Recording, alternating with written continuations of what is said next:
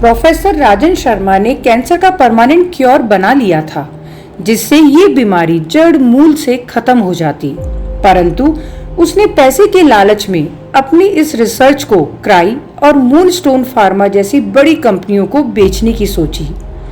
हालांकि उसको पता था कि ये खतरनाक हो सकता है, इसीलिए उसने अपनी रिसर्च को एनकोड कर दिया था। अब राजन शर्मा के द्वारा लिखी गई 2 किताबों के कुछ पन्नों पर वो कोड था, जिसके द्वारा ये रिसर्च यूज हो सकती थी। इससे पहले क्राई या मूनस्टोन फार्मा राजन शर्मा से कोई डील कर पाते, उसकी हत्या कर दी गई और उसकी लाश को गायब कर दिया गया। कुछ ही समय में एक रहस्यमय इंटर्न क्राई में आया और क्राई और मूनस्टोन फार्मा के लोगों की हत्या करने लगा। उस इंटर्न के हिसाब से उसे राजन शर्मा के वो कोड पता थे। वो क्राई और मूनस्टोन फार्मा से इसकी बहुत बड़ी कीमत चाहता था। इंस्पेक्टर राजवीर, जो इस केस की तफ्तीश कर रहा था, उसे भी अमरीक ने कैद करवा दिया था। अमरीक ने कालिया गैंग के शार्प शूटर्स को भी मार डाला था, जिन्हें अमरीक को मारने के लिए भेजा था।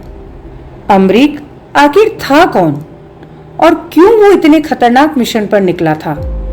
कैसे क्राई या मूनस्टोन फार्मा के लोग इस खतरनाक इंटर्न से वो रिसर्च ले पाएंगे और उन्हें इसकी कितनी बड़ी कीमत चुकानी पड़ेगी? साथ ही इंस्पेक्टर राजवीर का बॉस एसीपी माधव कैसे इन सब से जुड़ा हुआ था और रितु के घर में वो रहस्यमय इंटर्न क्यों था? क्या वो उस इंटर्न का सपोर्ट कर रही थी, मगर क्यों? क्या क्राई के मालिक वास्को के कहने पर? क्या ये सारा खेल वास्को का रचा हुआ था? इसलिए क्या वास्को ने श्रद्धा की जान ले ली, जो इंस्पेक्टर राजवीर के कब्जे में आ गई थी?